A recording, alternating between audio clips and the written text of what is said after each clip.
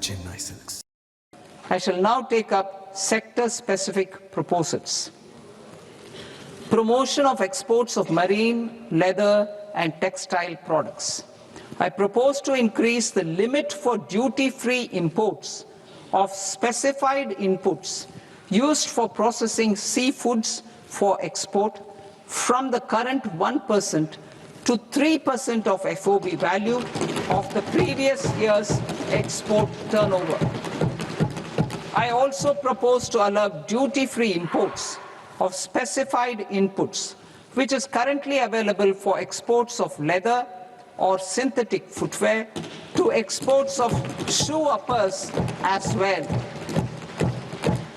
I propose to extend the time period for export of final product from the existing 6 months to 1 year for exporters of leather or textile garments, leather or synthetic footwear and other leather products. Energy transition and security. I propose to extend the basic customs duty exemption given to capital goods used for manufacturing lithium-ion cells for batteries to those used for manufacturing lithium-ion cells for battery energy storage systems also. I propose to exempt basic customs duty on import of sodium antimonate for use in manufacture of solar glass. Nuclear power. I propose to extend the existing basic customs duty exemption on imports of goods required for nuclear power projects till the year 2035 and expand it for all nuclear plants irrespective of their capacity. Critical minerals. It is proposed to provide basic customs duty exemption to the import of capital goods required for the processing of critical minerals in India. Biogas blended CNG. I propose to exclude the entire value of biogas while calculating the central excise duty payable on biogas blended CNG. Civil and defense aviation. I propose to exempt basic customs duty on components and parts required for the manufacture of civilian training and other aircrafts. It is proposed to exempt basic customs duty on raw materials imported for the manufacture of parts of aircraft to be used in maintenance, repair or overall requirements by units in the defense sector. Electronics. To deepen value addition in the consumer electronics sector, I propose to exempt basic customs duty on specified parts used in the manufacture of microwave ovens. Special economic zone. To address the concerns arising about utilization of capacity by manufacturing units in the special economic zones due to global trade disruptions, I propose as a special one-time measure to facilitate sales by eligible manufacturing units in SEZs to the domestic tariff area at concessional rates of duty.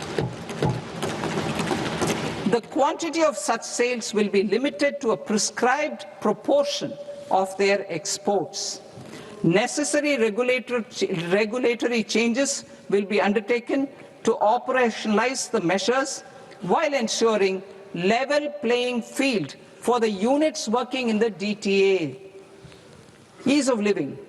To rationalize the customs duty structure for goods imported for personal use, I propose to reduce the tariff rate on all dutiable goods imported for personal use from 20% to 10%.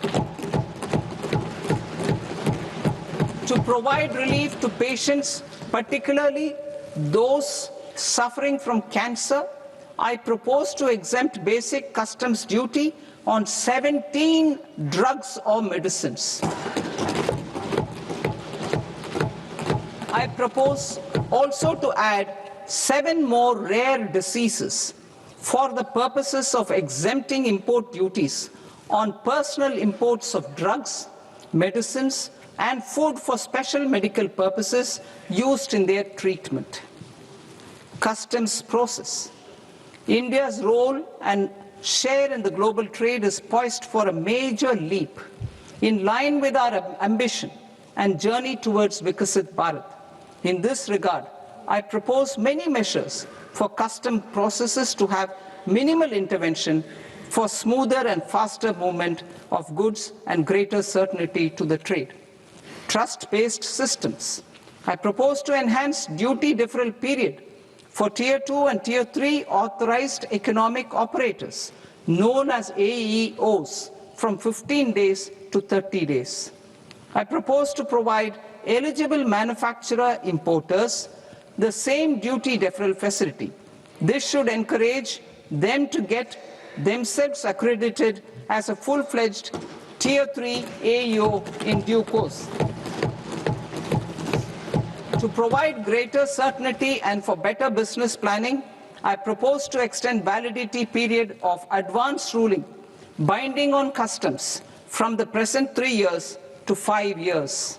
In the spirit of the whole of government approach,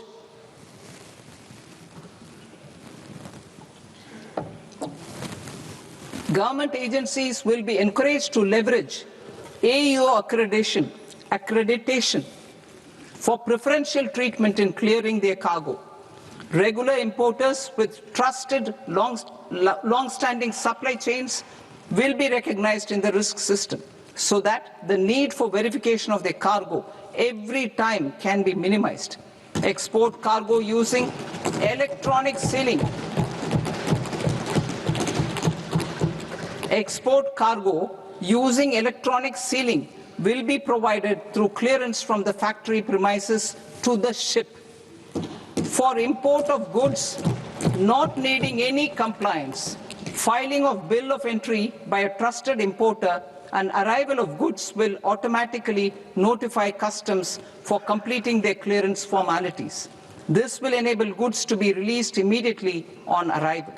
The customs warehouse framework will be transformed into a warehouse operator-centric system with a self-declarations, electronic tracking, and risk-based audit. These reforms will move away from the current system of officer-dependent approvals and reduce transaction delays and compliance costs. Ease of doing business.